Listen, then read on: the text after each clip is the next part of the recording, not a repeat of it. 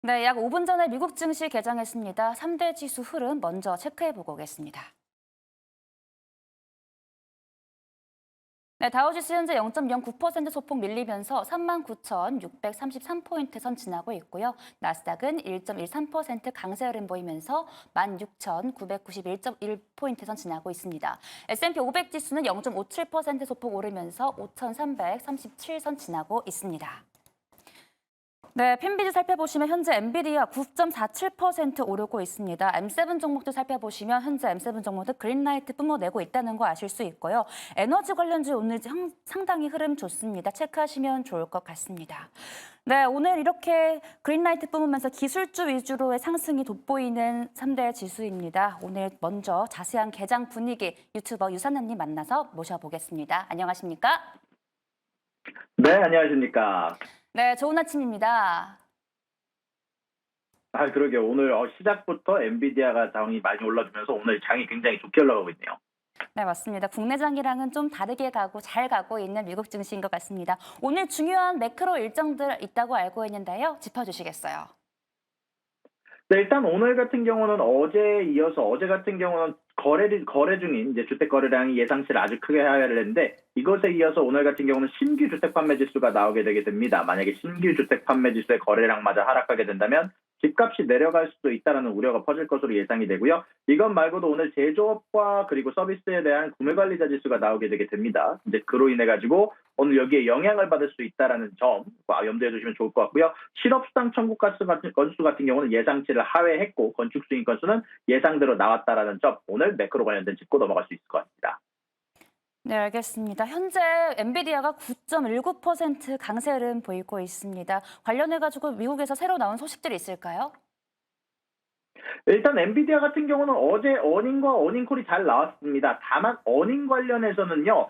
잘 나오긴 했지만 예상치보다 이제 시장의 컨센서스보다 잘 나오긴 했지만 바이사이드 애널리스트가 예상했던 범위 내에서 나왔지만 어닝콜에서 나왔던 내용들이 특히 플러스 요소로 작용했다라고 말씀드릴 수 있을 것 같습니다. 사실 어닝콜이 나오기 이전에 제가 짚어드렸던 5가지 주요 세부 지표 중 가장 중요한 부분이 2024년 하반기에 대한 AI 수요의 공백 가능성에 대해서 여기에 대해서 걱정하지 않아도 된다. 우리가 GB200 블랙웰의 생산 관련해서 이미 진행 중이고 이번 해부터 대량 생산이 가능하게 되면서 이미 데이터 센터에는 이번에 말부터 들어가기 시작할 것이다라고 얘기하면서 AI 수요는 여전히 공급보다 높을 것이며 우리가 만들어지는 대로 AI에 대해서 데이터 칩을 팔 수 있을 것이다라고 언급을 하면서 이런 부분들이 사실 투자자들의 마음을 크게 움직이면서 그 이후로 주가가 쭉 상승하는 모습들을 보여주고 있습니다. 네, 말씀 감사합니다. 시장에서는 엔비디아 실적이 가려서 어제 한국 시간으로 새벽 3시였나요? FOMC 회의록이 공개가 됐습니다. 뭐 대충 듣기로는 연준에서 이제 나 홀로 비둘기였다라는 이야기가 나오고 있었는데 어떻게 나왔을까요, 회의록?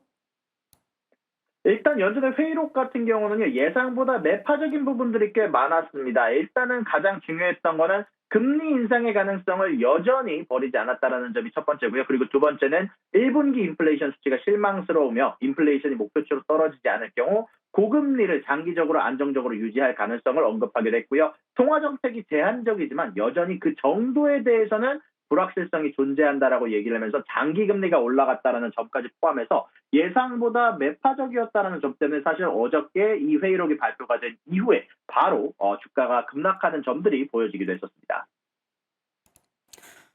네, 그리고 다른 속보도 들어와 있습니다. 미 하원에서 암호화폐 규제 법안을 통과했다는 이야기인데요. 이 암호화폐 규제권을 미국의 상품선물거래위원회에 부여하는 것이 핵심이다라는 이야기인데 정확히 어떤 이야기일까요? 맞습니다. 사실 많은 분들이 암호화폐와 관련된 소식들을 기다리시고 계시는데요. 오늘 같은 경우 이더리움 ETF에 관련된 소식도 나올 거라고 예상이 되고 있지만 이것보다 더 중요한 소식 중 하나인 암호화폐 규제기관에 대해서 SEC가 아닌 상품에 대해서 규제를 하는 기관인 CFTC가 담당하는 법안에 대해서 하원에서 통과가 됐다는 얘기가 됐는데 사실 SEC 같은 경우는 주식이나 조금 더 규제된 상품에 대해서 주식 같은 거에 대해서 증권 같은 거에 대해서 규제를 하니까 조금 더 강력한 규제를 하는 반면 CFTC 같은 경우는 조금 더 유연하고 조금 더 덜 강력한 규제를 하는 기관이 CFTC거든요. 그러다 보니까 전체적으로 규제가 약화된다라는 얘기가 나오면서 암호화폐 관련해서는 호재로 볼 수 있다라는 시선이 애널리스트 사이에서 조금 더 많이 나오고 있다는 점 생각해 주면 좋을 것 같습니다. 네, 그리고 중국이 미국과 유럽연합과의 무역 긴장이 고조가 되면서 수입차에 대해 관세 부과를 추진한다는 보도가 나왔습니다. 관련 보도 정확하게 풀어주시죠. 네, 사실 며칠 전부터 중국 쪽에서 미국에서 올린 EV 관세에 대해서 보복 조치를 취하겠다라는 얘기가 굉장히 많기는 했지만 여기에 무엇이 포함이 될지 정확하게 나오지 않았는데요. 오늘 중국이 어떤 조치를 지금 추진을 하는지가 발표가 됐는데 수입차들 중에서 대형 엔진을 갈고 있는 내연기관 위주로 좀 규제를 한다는 소식이 전달이 되면서 벤츠나 BMW 같은 회사들이 조금 더 타격을 받을 것으로 예상이 된다. 전기차들에 관련해서는 아직 수입차 관세가 붙지는 않을 것으로 예상이 된다라는 점이 발표가 되기도 했습니다. 네, 저희 마지막으로 현재 미국 현지에서 투자자들이 좀 주목하고 있는 글로벌 이슈 하나 있을까요? 일단 오늘 말씀드렸다시피 사실 이더리움 ETF에 대해서 많은 관심이 모이고 있는데요. 정확히 얘기하면 원래는 모든 현물 ETF에 대한 승인이 오늘 떨어지는 것은 아니고요. 반에크 이더리움 ETF라는 것에 대해서 결론이 오늘까지로 원래 데드라인이 정해져 있는 가운데 과연 요거에 대해서 어떤 식으로 결론이 날지 결국 이런 부분들이 나머지 ETF에도 영향을 줄 수 있다 보니까 요거에 대해서 많은 관심이 쏠려 있는 상황이고요. 나머지 현물 ETF 같은 경우는 사실 지금 당장 결론이 나는 게 아닌 약간 한 5일 정도, 한 1, 2주 정도 좀 더 있다가 결론이 난다라고 얘기가 났다 보니까 아직까지는 조금 너무 기대감을 실을 필요는 없지 않나라고 개인적으로 생각을 하고 있습니다. 네, 알겠습니다. 현재 좀 있으면 구글이 현재 0.8% 정도 오르고 있는데 오르는 이유 있을까요, 혹시? 일단은 제가 구글 쪽 뉴스는 살펴보질 않아서 만약에 혹시 뉴스가 있으면 내일 한번 다뤄보도록 하겠습니다. 알겠습니다. 저희 그러면 오늘은 시간 관계상 여기서 마치도록 하겠습니다. 유선아님 고맙습니다. 수고하셨습니다.